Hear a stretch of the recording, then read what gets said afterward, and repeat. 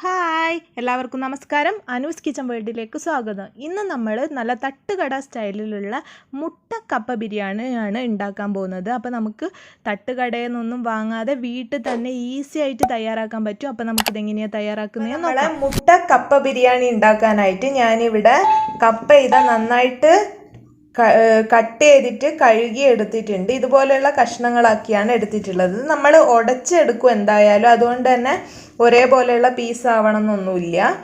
ഇതിലേക്ക് കുറച്ച് മഞ്ഞൾപ്പൊടി ഇട്ട് കൊടുക്കാം. ഇതിലേക്ക് ആവശ്യത്തിന് ഉപ്പ്, ഇപ്പം ഞാൻ കല്ലുപ്പാണ് എടുത്തിട്ടുള്ളത്. ഉപ്പ് ഇട്ട് കൊടുത്ത് നമ്മൾ പിന്നെ ഉപ്പ് ചേർക്കും എന്തായാലും. എന്നാലും കിഴങ്ങിൻ്റെ കപ്പയുടെ ഉള്ളിലൊക്കെ പിടിക്കാൻ വേണ്ടിയിട്ടുള്ള ഉപ്പാണ് ഇപ്പോൾ ചേർത്ത് കൊടുക്കുന്നത്. ഇനി നമുക്ക് വെള്ളം ഒഴിച്ചിട്ട് ഇതൊന്ന് വേവിച്ചെടുക്കണം. അപ്പം ഞാനിപ്പോൾ കുക്കറിലാണ് എടുത്തിട്ടുള്ളത്. കുക്കറിൽ എടുക്കണം എന്നൊന്നും നിർബന്ധമില്ല, ഇത് പെട്ടെന്ന് വെന്ത് കിട്ടും. കുക്കറിൽ തന്നെ ഒരു 1-2 വിസിൽ ധാരാളം മതിയാകും. അപ്പം ഞാനിതിനെ ഒന്ന് വേവിച്ചെടുക്കട്ടെ. നമ്മുടെ കപ്പ ഇപ്പം നന്നായിട്ട് വെന്ത് വന്നിട്ടുണ്ട്. കണ്ടില്ല, ഇതിൽ വെള്ളമുണ്ട്. ഇത് കളഞ്ഞിട്ട് നമുക്ക് നന്നായിട്ട് കപ്പ മാത്രമായിട്ട് ഊറ്റിയെടുക്കണം. അപ്പം ഞാനിത് ഊറ്റിയെടുക്കട്ടെ. ഇപ്പോൾ കപ്പയിലത്തെ വെള്ളമൊക്കെ കളഞ്ഞിട്ട് എടുത്തിട്ടുണ്ട്. ഈ സമയം ഞാനൊരു ഇരുമ്പിൻ്റെ ചീനച്ചട്ടി കേട്ടോ വെച്ചിട്ടുള്ളത്, കടായി. അതിലേക്ക് ഞാൻ വെളിച്ചെണ്ണ ഒഴിച്ചു കൊടുത്തിട്ടുണ്ട്. ഇതിലേക്ക് നമുക്ക് ഒരു സവാളയാണ് ഇപ്പോൾ ചേർത്ത് കൊടുക്കുന്നത്.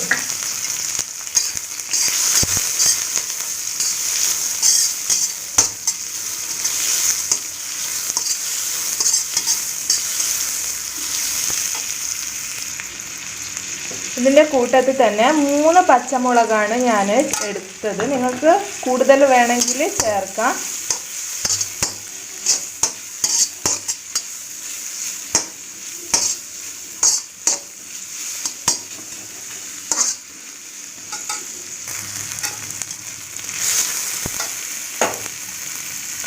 ജസ്റ്റ് ഒന്ന് വഴണ്ട് വരുന്നുണ്ട് നമ്മളെ സവാള. അതിൻ്റെ കൂട്ടത്തിൽ ഒരു 5 വെളുത്തുള്ളി ഒന്ന് ജസ്റ്റ് ക്രഷ് ചെയ്തെടുത്തിട്ടുള്ളതാണ്, അതുകൂടെ ചേർത്ത് കൊടുക്കുന്നത്.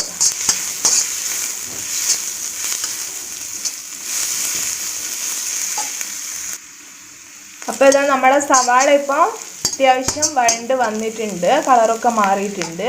ഇനി നമുക്കിതിലേക്ക് ഒരു 1/2 ടീസ്പൂൺ മല്ലിപ്പൊടി ചേർത്ത് കൊടുക്കാം. 1/2 ടീസ്പൂൺ കുരുമുളക് ഒന്ന് ചതച്ചെടുത്തിട്ടുള്ളതാണ്, അതുകൂടെ ചേർത്ത് കൊടുക്കാം. നമ്മൾ ഇതിൽ മഞ്ഞൾപ്പൊടി ഇപ്പം ചേർക്കുന്നില്ല. നമ്മൾ കപ്പയിൽ ഞങ്ങളവിടെ കിഴങ്ങെന്നാട്ടോ പറയുന്നത്. കിഴങ്ങിൽ ഓൾറെഡി ചേർത്തിട്ടുള്ളത് കൊണ്ട് തന്നെ ഇപ്പം ചേർക്കുന്നില്ല. ഇനി 1 ടീസ്പൂൺ മുളക് പൊടി കൂടെ ചേർത്ത് കൊടുക്കാം. നന്നായിട്ട് മിക്സ് ചെയ്യാം.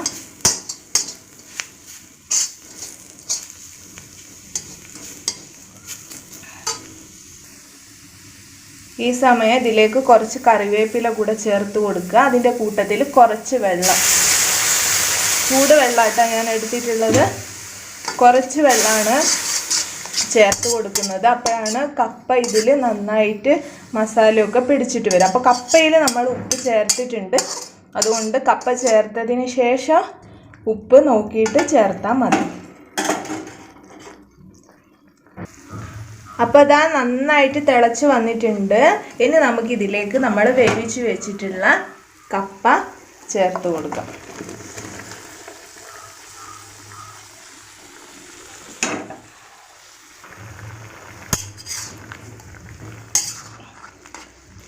കപ്പ ചേർത്തിട്ട് നന്നായിട്ട് അങ്ങ് മിക്സ് ചെയ്ത് കൊടുക്കാം.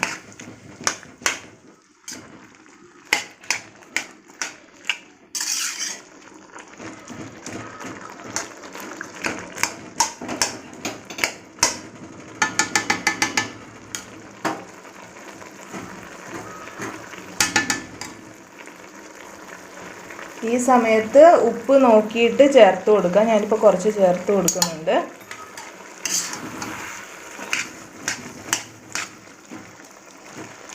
അപ്പോൾ ഇതിൽ കിടന്നിട്ടൊന്ന് മസാലയൊക്കെ പിടിച്ച് വരട്ടെ കപ്പയിൽ. ആ സമയം കൊണ്ട് നമുക്ക് മുട്ട ഒന്ന് റെഡിയാക്കി എടുക്കാം. അപ്പോൾ മുട്ട ചിക്കി എടുക്കാൻ വേണ്ടിയിട്ട് ഞാൻ ഒരു പാൻ വെച്ച് അതിൽ വെളിച്ചെണ്ണ ഒഴിച്ചു കൊടുത്തിട്ടുണ്ട്. അതിലേക്ക് ഒരു പച്ചമുളകും അതേപോലെ തന്നെ ഒരു ചെറിയ പീസ് സവാളയും. അപ്പോൾ അധികം നേരം ഇട്ട് വഴറ്റേണ്ട ആവശ്യമൊന്നുമില്ല. ഇതിലേക്ക് 5 മുട്ടയാണ് ഞാനിപ്പോൾ ചേർത്ത് കൊടുക്കുന്നത്.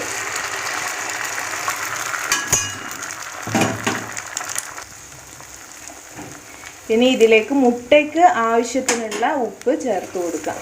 എന്നിട്ട് സാധാരണ നമ്മൾ മുട്ട ഉപ്പേരി ബുജ്ജിയൊക്കെ ഉണ്ടാക്കുമല്ലോ, അതുപോലെ അങ്ങ് മിക്സ് ചെയ്ത് എടുക്കാം. അപ്പം മുട്ട ഇതപ്പോൾ റെഡി ആയിട്ടുണ്ട്. ഇനി ഇത് നമുക്ക് നമ്മളെ റെഡി ആയിട്ടുള്ള കിഴങ്ങിലങ്ങ് ഇട്ട് കൊടുക്കാം.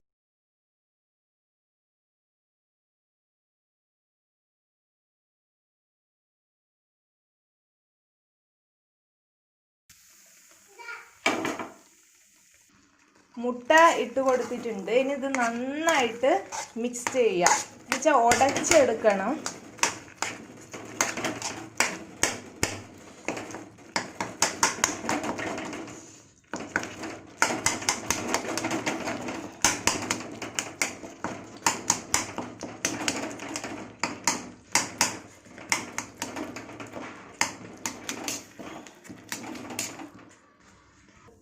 അപ്പം നമ്മളെ കപ്പ മുട്ട ബിരിയാണി റെഡി ആയിട്ടുണ്ട്. നന്നായിട്ട് ഉടച്ചെടുത്തിട്ടുണ്ട്. ഇതിൽ അവസാനമായിട്ട് കുറച്ച് കറിവേപ്പിലയും അതിൻ്റെ കൂട്ടത്തിൽ തന്നെ കുറച്ച് നമ്മളെ വെളിച്ചെണ്ണയും ഇതുപോലെ ഒന്നങ്ങ് ചേർത്ത് കൊടുക്കാം. അപ്പോൾ ഇത്രയേ ഉള്ളൂ, റെഡിയായി കഴിഞ്ഞ്. ഇനി സെർവ് ചെയ്യുന്ന സമയത്ത് കുറച്ച് ഫ്രഷ് ആയിട്ടുള്ള സവാള മേലെ ചേർത്തിട്ട് സെർവ് ചെയ്യുക. പ്ലേറ്റിൻ്റെ മേലെ കുറച്ച് ചേർത്ത് കൊടുത്താൽ മതി. അങ്ങനെയാണ് സാധാരണ തട്ടുകടയിലൊക്കെ സെർവ് ചെയ്യുന്നത്. അപ്പോൾ എല്ലാവരും ട്രൈ ചെയ്ത് നോക്കുക. നിങ്ങൾ ട്രൈ ചെയ്ത് നോക്കി നിങ്ങളുടെ ഫീഡ്ബാക്ക്സ് എന്തായാലും കമൻറ്റ് ബോക്സിലിടാൻ മറക്കരുത്.